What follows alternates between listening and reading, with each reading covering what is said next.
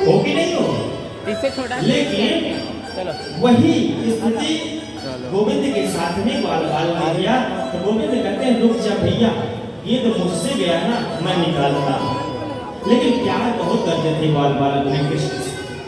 सुनो, एक तरफ कहते तुम निकाल के ले आ, और दूसरी तरफ कहते हैं अगर तू यमुना जी में चला जाएगा तो डूब जाएगा, मत जा।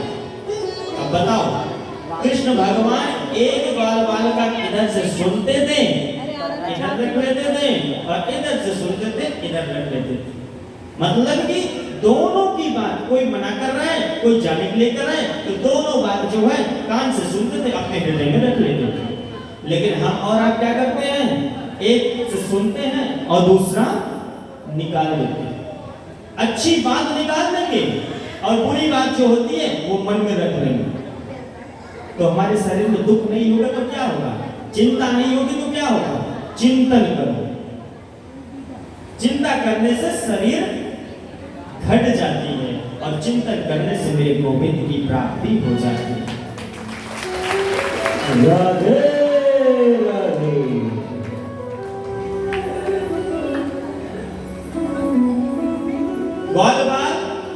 की बात मेरे गोविंद जी सुनते हैं और सुन करके यमुना जी में छलांग लगा देते हैं। और जब छलांग लगाते हैं तो कृष्ण भगवान वो यमुना जी में डूब जाते हैं। ग्वाल बाल के निगाहों में ग्वाल बाल जो कह रहे थे मत जाओ और जो कह रहे थे चले जाओ, वो सब रोने लगते हैं। और रोने के बाद ये सूचना यशोदा माँ को मिलता है। यशोदा माँ छोड़ करके चली आती है अपने घर परिवार को और कहती है मेरी कनुआ कहाँ है, मेरा कनुआ कहाँ है, मेरा कृष्ण कहाँ है।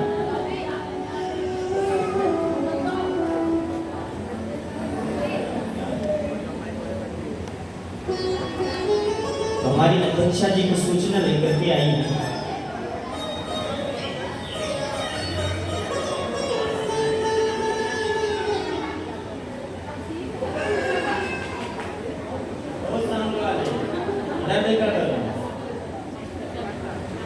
प्रबंधक जी ये व्यवस्था कैसी है?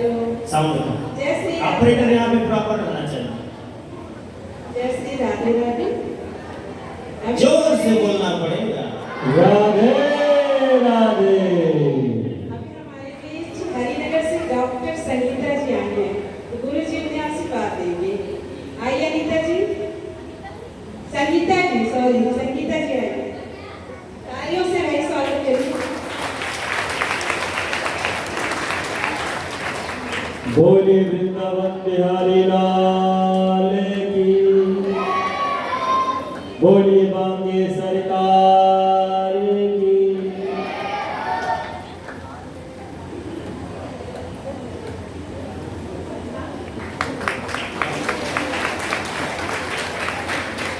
ये हमारे बीच में हरिनगर से आयुर्वेद से संगीता जी, डॉक्टर संगीता जी आई हैं। जोरदार तालियों के साथ में स्वागत किया जाए। क्यों? एक डॉक्टर हो करके डॉक्टर को भगवान का अगर रूप देखना हो ना, तो इधर देखो, एक डॉक्टर का रूप देखो। कोई भी व्यक्ति बीमार होता है तो डॉक्टर ही बचाता है, और डॉक्टर हमेशा भगवान का स्वरूप होता है। इन्होंने अपना अनमोल समय निकाल करके आज श्रीमद् भागवत कथा में आई हैं। भगवान से यही प्रार्थना करूंगा, दिन दूनी रात चौगुनी तरक्की हो, और जहाँ पर है बहुत शिखर के ऊंचाइयों को चमकती रही, यही कामना लेकर के मैं आशीर्वाद देता हूँ। बोले वृंदावन बिहारी लाल की, बोले बांके सरकार की। जय श्री राधे राधे। अभी मैं यहाँ पे जो भागवत कथा में जिन्होंने सहयोग किया है उनका नाम बोलूंगी।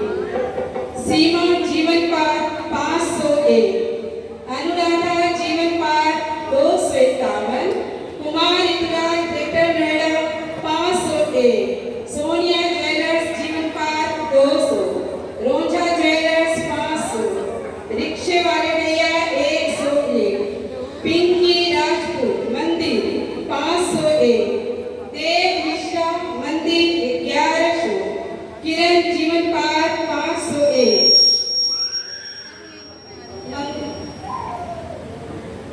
हेलो अंकेश कुमार 200, नीतू भारद्वाज 1100, जो महिला मंडल की उपाध्यक्ष भी है जानकीपुरी से, जोरदार ताली ऋषभ मंदिरवार फारबिसगंज 501, पुष्पा महिला मंडल 1100, पंचम कुमार मंदिरवार फारबिसगंज 501, प्रतिमा जी जानकीपुरी 200, सालू बुटीक 100, गोपाल कृष्ण 101, चंद्र प्रकाश 101, मास्टर जी 1000, शर्मा जी 501, रेखा 21, सीमा चौरसिया 101, रजनी 501, कृष्णा कोकोमोसी 1750, पुष्पा महिला मंडल 1100, राम कुमार 50, उर्मिला जी 1100, मनीष चौहान 251, योगेश चौधरी 251, 60 1001, अनीता 101, सतेरा 501, सुनील दास 151, राकेश 501, शक्ति वर्मा 501, भोला 501, मंजू 501, गोपाल सिंह रोडे 251, नीतू चौरसिया 5000। तालियों से स्वागत हो। लड्डू गोपाल 501, अमिता 501, संतोष जी 251, कृष्णा 101, राधे कुमार काकरौली 101, कौशल्या भागमल 501, राम जी स्टोर 501, राहुल जीवन पार्क 200, डॉक्टर रेणुवाला 1100, सालू विमलेश जीवन पार्क 501 और 201, विमलेश शर्मा जीवन पार्क 251, पार्वती गौड़ जीवन पार्क 501, गुप्तदान 501, विनय 251, अनिल 251, संजय जीवन पार्क 1000, रोहित जीवन पार्क 500, यश यादव जीवन पार्क 500, लक्ष्य जीवन park 100, RPS Rajesh 500, Bhagwati jewellers जीवन पार्क 501, सगुन बैंड 501, राजू फूल वाले 51, डॉक्टर नरेश व्यास 501, अशोक फूल वाले 501, साक्षी medicos Adarsh Nagar 501, Frank mister Frank जीवन पार्क 500। तालियां बजा लिया करें बीच में। दिनेश कुमार जीवन पार्क 501, ओम प्रकाश चौहान आदर्श नगर 501, लक्ष्मी नारायण आदर्श नगर 251, कुसुम देवी 251, ब्रिजभूषण 501, गुप्ता आदर्श नगर 101, अरविंद शर्मा 200, नितेश शर्मा 101, मोहा 101, सुनील नेहरू जीवन पार्क 501, वीरेंद्र सिंह 251, अवनीश 100, तरुण मुगल 200, अर्जुन 501, नितिन 251, जैन आदर्श नगर 200, रेणुवाला जीवन पार्क 200, लाली 200, रीना नगला 500, शेख पठान 100, आरव नगला 501, मृत्युंजय 101, अशोक 501, सीमा 500, रुचिका 500, भूष्मा 501, संगीता परिवार 501, सुनीता 1100। तालियां सुनीता 1100, मुमताज 100, गुरमा 551, राम लाके आप लोग ना जाके रोटी बनानी रह जाती है। Neetu Chaurasia staff refreshing army 2100। ये सब आगे गुरु जी बताएंगे। और मैं एक और आपको सूचना बताना चाहती हूँ कि भंडारे के लिए जो भी कुछ सहयोग करना चाहे, चाहे वो पैसे के रूप में हो, सामान के रूप में हो, कुछ भी वो आकर हमें या प्रबंधक हमारे मीनाक्षी जी से संपर्क करें। कल तक ही हो पाएंगे भंडारे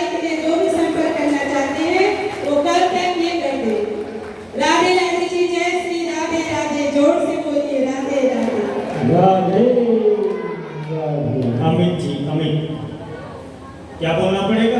राधे राधे जोर से बोलना पड़ेगा। राधे राधे। ये जो सहयोग राशि आई है ये आप सबके द्वारा सहयोग राशि आई हुई है और आप लोग सच में धन्यवाद के पात्र हो जो एक महिला इतना सपोर्ट कर रही है। और मुझे ये विश्वास है परसों यहाँ पे हवन होगा और भंडारा होगा।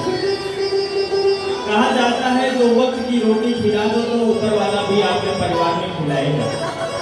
तो आप सबसे एक निवेदन है जो भी भंडारे में सहयोग देना चाहते हो पैसे के रूप में और सामान के रूप में वो आज से ही प्रबंधक मीनाक्षी जी से आप संपर्क करें।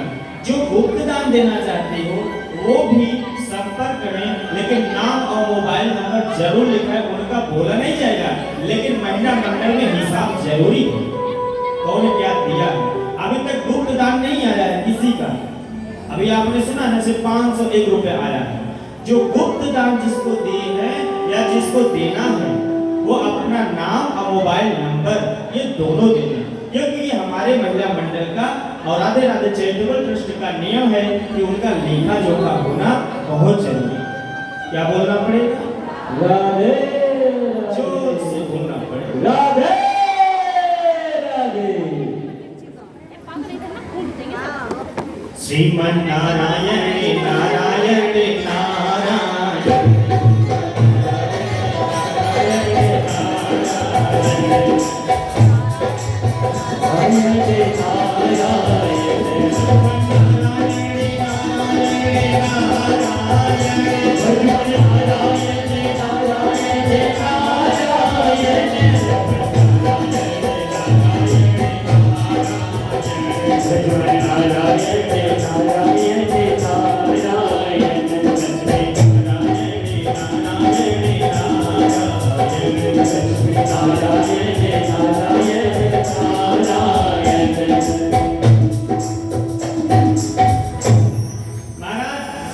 भगवान जब यमुना जी में जाते हैं ना वहाँ पे नागरानी मिलती है और नागरानी से कहते हैं मैं तुम्हारे नाग से मिलना चाहता हूँ।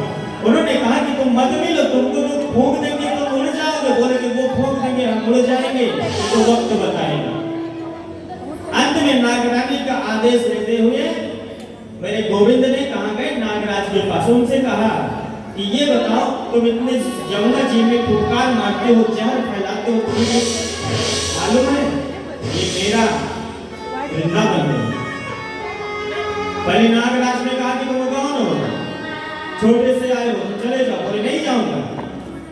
महाराज नाग ने फुटकार मारना छोड़ दिया और भगवान ने मर्दन करना शुरू कर दिया पैरों पे शरीरों पे और अंत में सर के ऊपर तांडव करने लगे मेरे गोविंद। बोले कि या तो तुम रहोगे या तो मैं रहूंगा। और इधर ग्वाल वाल उनकी मां रो रो करके बेहाल हो रही है और बंसी बजाते हुए हरि का गुणगान श्री कृष्ण भगवान स्वयं तांडव कर रहे हैं। तांडव गति मुंडन पर नृत्य बनवारी तांडव गति मुंडन पर नृत्य बनवारी तांडव गति मुंडन पर नृत्य बनवारी तांडव गति मुंडन पर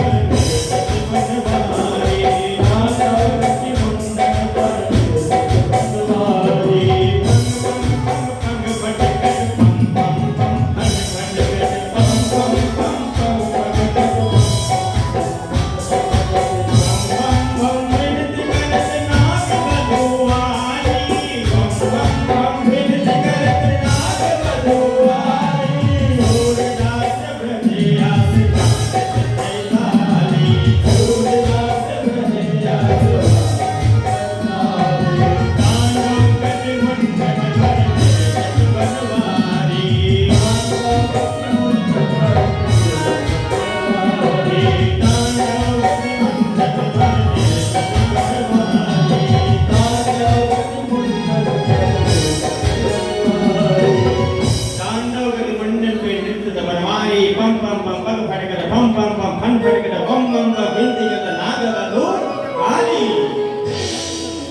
अंत में नाग और नाग की बहू मतलब पत्नी दोनों लोग हाथ जोड़ करके कन्हैया के नतमस्तक हो जाती हैं और अंत में वो रमणी का यात्रा करता है। बोले श्री कृष्ण भगवान की जय जोर से बोलना पड़े। जय हो। आइए हम लेकर के आपको चलते हैं चीर हरण में। ध्यान से सुनना। कितने लोग कहते हैं चीर हरण गोविंद ने किया है। कितने लोग ऐसे बेवकूफ हैं कि जो कृष्ण के बारे में समझते नहीं कृष्ण है कौन। कृष्ण योगी योगीश्वर है। लोग कहते हैं कृष्ण भगवान ने तो गोपियों को चीर हरण किया है। नहीं, चीर हरण नहीं किया है बल्कि दिशा निर्देश किया। एक दिन यमुना जी में गोपियां लोग स्नान कर रही थी निर्वस्त्र। ध्यान से सुनो भैया, आराम से बैठो, हल्ला ना मचाओ, धीरे से प्रेम से बैठो। एक दिन गोपी लोग स्नान कर रही थी और अपने वस्त्र जो है ना कदम के डाल के पेड़ के नीचे। और श्री कृष्ण भगवान अंतर्यामी कहते हैं अगर हमारे ही राज्य में हमारे ही भक्त लोग अगर ऐसा कार्य करेंगे तो ये कलंकित है। कभी भक्ति नहीं जानते। देखो, राजा भी होना चाहिए, ऐसा सुयोग राजा होना चाहिए जो प्रजा का हमेशा सुख और दुख को देखे, तब तो वो राज्य करने का अधिकारी है। वरना वो राज्य करने का, राजा बनने का कोई अधिकार नहीं है। मेरे कृष्ण कन्हैया छोटे हैं, उन्हीं का बसाया हुआ पूरा ब्रह्मांड है। वृंदावन आज उन्हीं के नाम से जानता है। मेरे गोविंद जी कहते हैं कि अगर ये गोपी लोग ऐसे करेंगे तो ये भक्ति में अड़चन आएगा, रुकावट आएगी, लोग क्या कहेंगे। गोपी लोग स्नान करती हैं, मेरे गोविंद चाहते हैं उनका जो वस्त्र है कदम के पेड़ के नीचे, मैया इधर देखो उधर मत देखो, सामने देखो कदा की ओर, उनका वस्त्र जो है ना कदम की डाल में ले जाकर के बैठ जाते हैं। और जब स्त्रियां गोपियां लोग स्नान करके बाहर निकलने लगती हैं तो देखती हैं मेरा वस्त्र कहाँ है। भगवान को वस्त्र लेकर के बैठे हुए हैं और एक चीर वहां से नीचे लटकाए हुए। और जब गोपी अपनी निगाह को नीचे से ऊपर तक देखती हैं तो गोविंद वहां पे विराजमान है, मेरे ठाकुर जी विराजमान है। मेरे ठाकुर से कहते हैं अरे ये छलिया तू माखन चोरी चोरी करते करते यहाँ भी आ गया, तुम्हें तनिक भी शर्म ना भयो। बोले तुमको शर्म ना भयो तो हमको शर्म भयो। अरे चुल्लू भर के डूब में मर जाओ। कभी भी यमुना में या गंगा में नग्न वस्त्र होकर के स्नान नहीं करना चाहिए। गोपियों, मेरी मैया, उन्होंने कहा यहाँ कोई नहीं था। गोविंद मेरे कहा यहाँ कोई नहीं था तो यहाँ भगवान तो थे। बोले भगवान को दिखाई नहीं दी। बोले जब मन से देखोगे तब तो मेरे कृष्ण गोविंद जो ना जो चीर हरण किए थे वो चीर हरण नहीं है बल्कि वो दिशा निर्देश दिए थे। मेरे धर्म अनुरागी बंधुओं, अगर आप लोग भी स्नान करने कभी जाना गंगा में, यमुना में, सरस्वती में, सरयू में, तो वस्त्र पहन करके जाओ और राम नाम की डुबकी लगाओ। गोविंद तुम्हारे पास मिल जाएंगे, राम तुम्हारे पास मिल जाएंगे। बोलिए वृंदावन बिहारी लाल। जल भी एक देवता है, जल भी देवता है, भगवान स्वरूप है ना। नीर मतलब ना, मतलब नीर, नीर मतलब जल। तो भगवान तो हर जगह है ना, कम से कम उनसे तो शर्म करो। भगवान सब कुछ जानते हैं तुम्हारे अंग में, शरीर में क्या दुख है क्या सुख है, उनसे कुछ नहीं छिपा है मेरे प्यारे। चोरी करो दुनिया वालों से लेकिन गोविंद से मत करो। तो ये चीर हरण में उन्होंने दिशा निर्देश दिया। कथा आगे की ओर बढ़ती है मेरी माताओं, सुनो ध्यान से, शांति बनाओ। अब रास महारास की कथा चल रही है। देखो महारास क्या है और रास क्या है। सर्वप्रथम हम रास की बातें करते हैं। मेरे गोविंद ने बाल और गोपी के साथ में इतना सुंदर सुंदर लीला किया कि अगर मेरे कृष्ण भगवान यमुना के तट पे खड़े होकर के बंसी बजाते थे ना तो गोपी लोग अपने घर को छोड़ करके चली आती, अपने पतियों को छोड़ करके चली जाती और गोविंद के सामने मधुर मधुर बंसी बजाती हैं और उसी बंसी पे तान छेड़ करके नृत्य करती हैं। भगवान ने पूछा कि ऐ गोपी ये बताओ तुम अपने पति को छोड़ करके क्यों चली जाती हो? कौन पूछा? कृष्ण भगवान ने। गोपी ने क्या उत्तर दिया जाके? मैं आपसे कुछ पूछना चाहती हूँ कन्हैया, ये बताओ कि अगर पति परदेश चला जाए, ध्यान से सुनो, ये जो मैं कर रहा हूँ ये मैं नहीं कर रहा हूँ, ये भागवत में लिखा है। अगर पति परदेश चला जाए तो उसका ध्यान कैसे किया जाए? कृष्ण भगवान मेरे गोविंद कहते हैं अगर किसी का पति परदेश चला जाए तो उसका फोटो लेकर के अपने घर में रखो और उसी को देख करके अपना जीवन बिताते रहो जब तक पति ना आए तब। और जब पति आ जाए उस फोटो को हटा दो, फूल माला मत चढ़ाओ, बस उसको देखो। हाँ, देख करके अपने व्यतीत करो। तो कहते हैं ठीक है, और मैं यही आपसे कहना चाहती हूँ कि जो मैं आई हूँ और इस दुनिया में असली और नकली पति कौन है? मैंने कहा कि जो फोटो में है वो तो नकली है और जो आ जाए वही असली है। उन्होंने कहा, मेरी गोपियों ने कहा कि गोविंद यही तो मैं कहना चाहती हूँ, यहाँ के जितने भी पति हैं ना वो नकली है, असली पति तो आप है।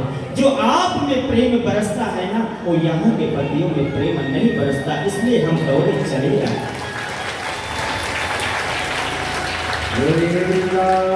गोपी इतना प्रेम करती है गोविंद से। और एक दिन समय बीता, गोविंद ने कहा ठीक है अब मैं रास करूंगा और उस रास में सब लोग आना। बोले ठीक है। गोपी लोग चली जाती है अपने घर की। और गोपी की इतनी सुध होती है मेरे प्यारों कि जब वो आती है ना, अगर वो तैयार भी होती रहती है, अगर होठ में लिपस्टिक लगाना है तो वो आंखों में लगा लेती, आंखों का काजल होठों पे लगा लेती, पैरों का पायल गले में पहन लेती और गले का हार पैरों में पहन लेती। हाँ, कैसी विचित्र प्रेम है गोपियां कृष्ण से मिलने। मेरे प्यारों एक बात ध्यान से सुनना, रास में 3 बात पहले ध्यान से सुनो। कृष्णास्तु यौवनं दृष्ट्वा नित्यचन्द्रिमा शोभनं सर्वोषधि रम्यां वनश्चक्रीरतिं वृतः। ये गोपी है कौन? कि जब कृष्ण भगवान राम के अवतार में जन्म लिए थे और राम और लक्ष्मण और मां जानकी जब वनवास की ओर जा रहे थे तो उस रास्ते में जो ऋषि मुनि थे जो हजारों वर्ष तपस्या कर रहे थे कि मेरे राम मेरी कुटिया में आएंगे, मेरे राम मेरी कुटिया में आएंगे, हम उनकी सेवा करेंगे। लेकिन राम जी अपने माँ और पिता से वचनबद्ध थे, राजा दशरथ और माँ कैकेयी से वचनबद्ध थे कि हमें किसी के आश्रम नहीं जाना है, मुझे 14 वर्ष वनवास में बिताना है। इस भाव से प्रभु राम ने 14 वर्ष वनवास को व्यतीत किया। लेकिन जो वहां के साधु संत ऋषि मुनि हजारों तपस्या किए था, उनको भी प्रभु ने वचन दिया कि देखो इस समय में मर्यादा में मैं आपकी कुटिया में नहीं आ सकता, मैं अकेला नहीं, मेरी पत्नी भी है और मेरा भाई भी है। अगले जन्म में मैं कृष्ण का जन्म लूंगा और तुम जितने भी ऋषि लोग हो ना सब गोपी बनोगे और वहीं पे संपूर्ण रास रचाया जाएगा, प्रेम का आनंद वहां लिया जाएगा। ये वो गोपी है जो हजारों वर्ष तपस्या करके अपने गोविंद को पाने के लिए एक पैर पे खड़े थे। वो ये वो गोपी। और सुनो, भगवान के अंदर 3 चीज नहीं है। पहला, गोपी के शरीर से कोई लेना देना नहीं है। ध्यान से सुनिए, कृष्ण भगवान के मन की जो बात है वो गोपी के शरीर से कोई लेना देना नहीं है, ये पहला। दूसरा, कोई लौकिक कामना वास नहीं है। तीसरा, ये साधारण व्यक्ति नहीं है, ये परम ब्रह्म। पहले ये 3 बातों को जानो। मेरे कृष्ण कौन है? मेरे कृष्ण गोपी के शरीर से कोई लेना देना नहीं है। दूसरा, लौकिक कामना वास भी नहीं है। तीसरा, ये साधारण पुरुष भी नहीं है। देखने में छोटे हैं लेकिन बड़े छोटे हैं। क्या बोलना पड़ेगा? राधे राधे। ये वो भगवान हैं जो रास रचाने के लिए आते हैं। मेरे धर्म अनुरागी बंधुओं, एक बार की बात है,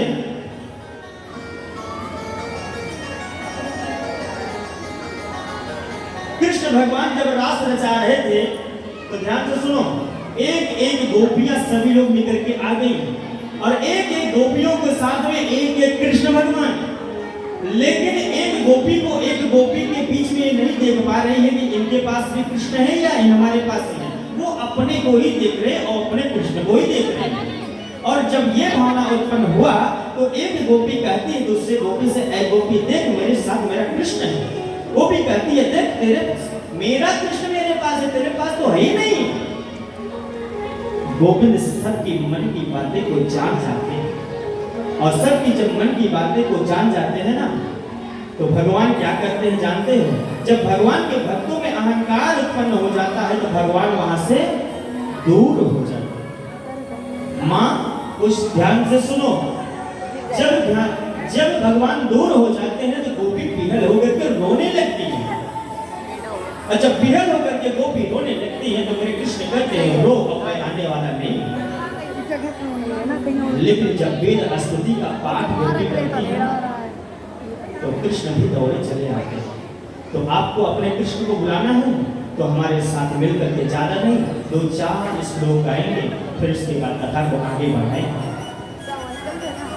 सभी लोग सर ढकेंगे। भगवान के मंदिर में भगवान को बुलाने पर अपने सर को ढक लेना चाहिए। जयति तेधिकं जन्मना व्रज श्रयति इंदिरा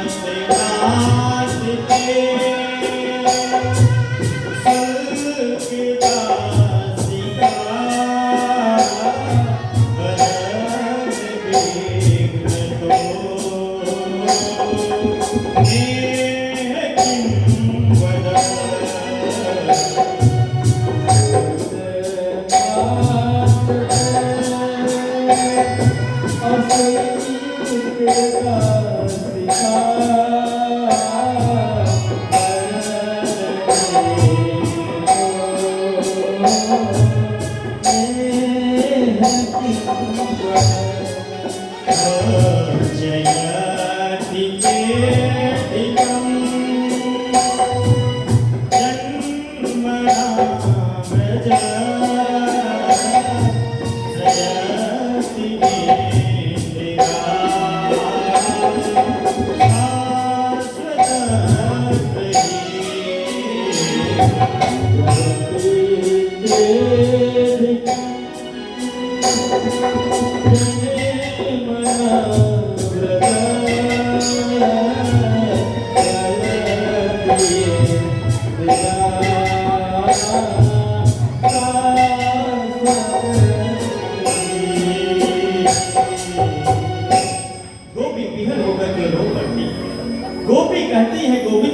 कहाँ हो, मेरे गोविंद कहाँ?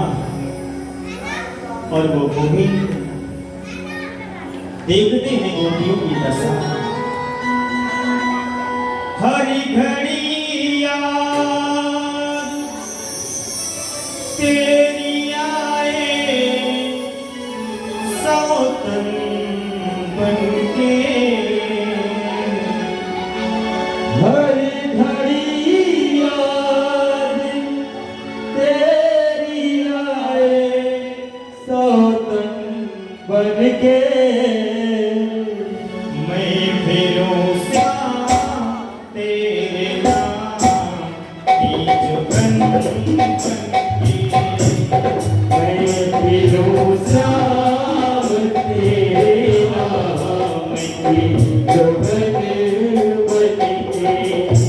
हरी घड़ी याद तेरी आए सौतन बनके। हरी घड़ी याद तेरी आए सौतन बनके। मैं फिरूं श्याम तेरे नाम की जुगन बनके।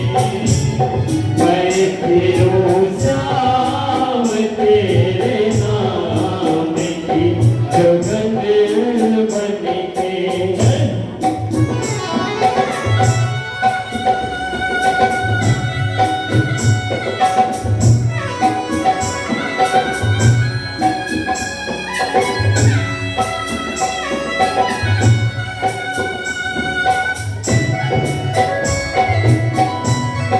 मेरे गोविंद की कल्पना करो, मेरे गोविंद कि मेरे कृष्ण मेरे जीवन से कैसे दूर चले गए।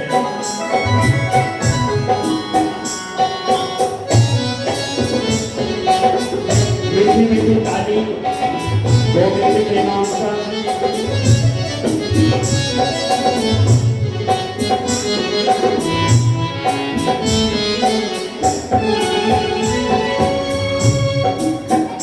एक जमाना था गुलामी से चलाया था।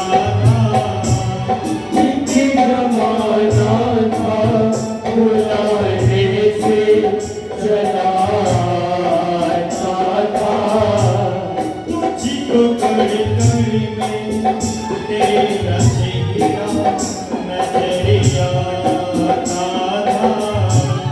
मुझको कने कने में तेरा चेहरा नजर आता था। टूट गई मैं तो तेरे चेहरे कदर पर बनके। टूट गई मैं तो तेरे चेहरे कदर बनके। मैं फिरूं श्याम तेरे नाम की जुगन बनके। मैं फिरूं श्याम तेरे नाम की जुगन बनके।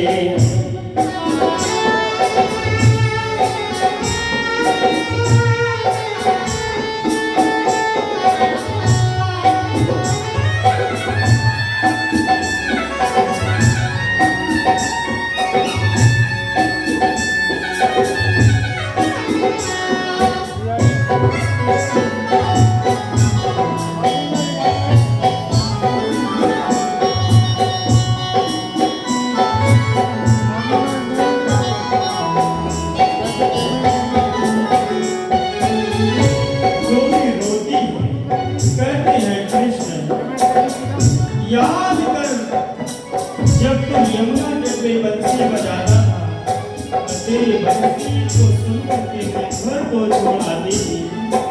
आज तो मेरे बीच से कहाँ चला गया। याद कर वादा लिया तूने जो यमुना तट पे।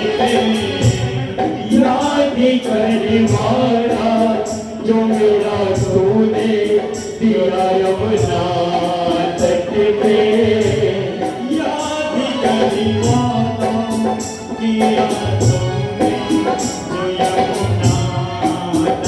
पे याद घर वाला दिया तूने जो यमुना तट पे जी सकेगा ना कभी मुझसे कभी दूर हटके जी सकेगा ना तू कान्हा मुझसे दूर रह के उछल गया छलिया मुझको मेरा उस मन के चली गया चलिया मन मेरा मेरा दुश्मन बन के मैं फिरोजा तेरे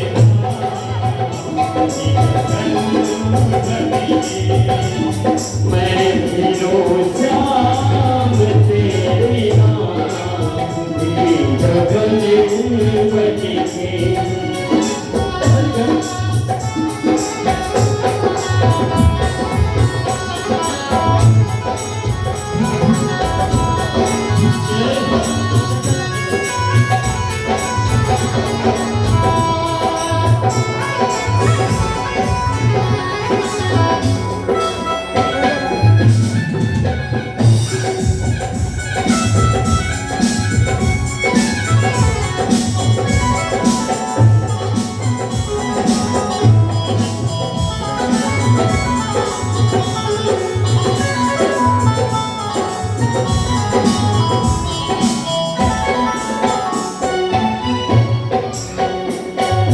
कांच की चीज़ मेरा दिल तूने तोड़ लिया कांच के जैसा मेरा दिल